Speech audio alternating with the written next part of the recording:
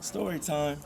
So what happens is a couple of years ago, I had a person who used to live into this duplex on this side behind me, and he was a semi truck driver, and so he did long haul and he did inner city deliveries, and a lot of times all he would do is pick up freight and at a place and then drop it off wherever it needed to go. It was like he did in between traveling, but he ended up moving out, and then another person moved in.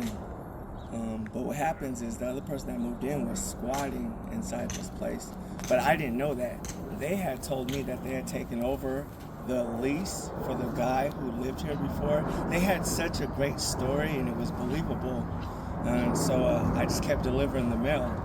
And he told me that he'll take the mail for the guy that used to live here and get it to them.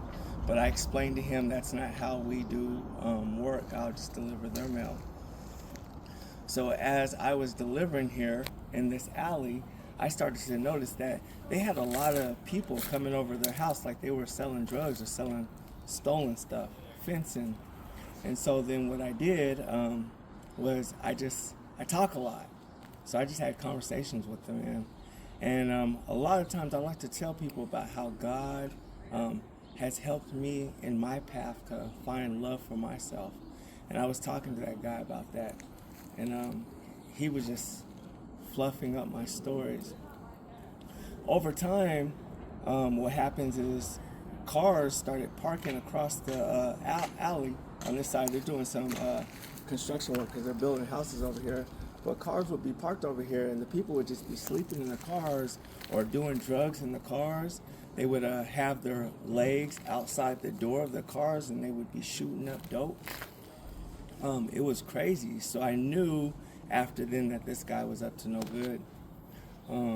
So I stopped. I told him if he wanted to get his mail, he would have to come to the post office, where I explained to my supervisors the story I'm telling right now. And then they were like, if he wants his mail, he can come in and talk to us. And a couple of weeks later, before I started getting that mail that says all other occupants, knowing that's like an eviction notices, I was walking this way, and there was a vehicle parked over here, and the guy got out the vehicle, and he came in and talked to me, and the guy was like, hey, I want to ask you a question. I hear that there's keys that give you access to all the mailboxes around here. And he's like, I have a business proposition for you. He's like, would you let us borrow the keys and make a copy of the keys? And then we can give you your key back so you don't get in trouble. And then we'll give you a cut of the stuff that we get. And I didn't know what to say, because at this time it started becoming national attention that mail carriers were getting killed over these keys. And so what I did was I explained to the man that I don't live a life like that, and that he doesn't understand where he puts my mind or the path that my mind goes on when he asks questions like that, and that he's making me very angry right now, and if he doesn't back up, then we're going to have another kind of conversation.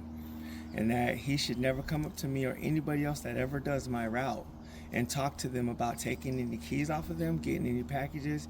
We're only here to do our job and to help out the American public. And if he ever comes up again, we'll have another talk.